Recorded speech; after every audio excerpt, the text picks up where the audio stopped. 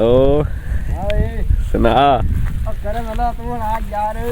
ठीक है की करते पे जे पट्ठे चक्कू पंड बनाइए ने तकने हो रहे करने। अच्छा ना मौसम थोड़ा बारिश रखी में दसिए बारिश भाई बड़ी सर्दी हैगी ठंड पै रही बड़ी कल आना ग्राइंड ना टुट गई यार कल टुट गई जावांगे जन्ने यार ते चक्कर लाना आंदे 5-6 मरबे नुकसान हुआ कणक डूब गई सारी। हां और चलांगे आप वीडियो शूट बना के लियावांगे लोगों को दिखावांगे यार कणक डूब भी नुकसान हो गया दुआ करा जे कि कणक दा पानी सुक जावे जल्दी 4-5 मरबे जे पै गई। हां नहर टूटी सी जानी यार पानी ना सुक्का दा गरीबां दा नुकसान हो जासी। हां जिमीदारां दा।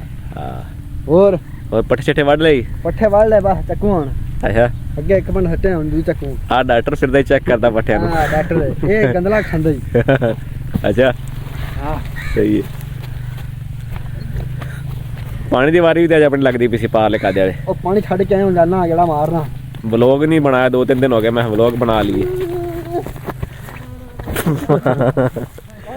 प्रोग्राम तो बढ़ गया पंड लगे रहेगी यार है काबू तो बड़ी कीती मजा की गल की बन गई ये डॉक्टर ने पानी नहीं चकाई डॉक्टर का पानी यार पीछे पट्ठियां डॉक्टर ने हैं? एक ओ डॉक्टर बैठा सही है आ जांदा विच ये आ जा आ जांदा बेहतरीन आ दा रिजल्ट। हाँ सही आ रहा ना ये इंडिया तक देखी जाएगी कनाडा तक। हाँ मेरा समझ नहीं सही आ रही है बाबा ये तेरी कनाडा तक जाती है। हाँ भाई वाह हाँ पाकिस्तान तो लैके इंडिया इंडिया तो कनाडा सऊदी अरब बांग्लादेश कई मुल्कों के ना आते ने देश केड़े केड़े वेख रहे ने अपने चैनल की वीडियो लाभ जादियां ने।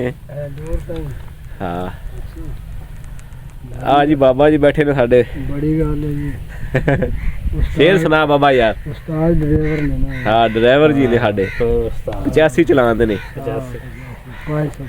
585 सुनाओ बाबा जी को शेर सुनाओ। शेर नहीं फिलहाल दिमाग बंद एक बारी ठंड नाल बंद होया दिमाग बाबे जी दा।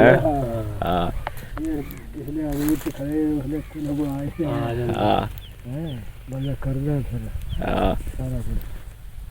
चलो उन्होंने दी बना ते लिया ने मीनी की करदा पे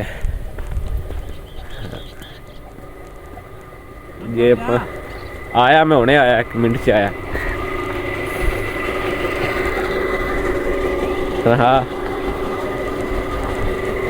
बोले इतना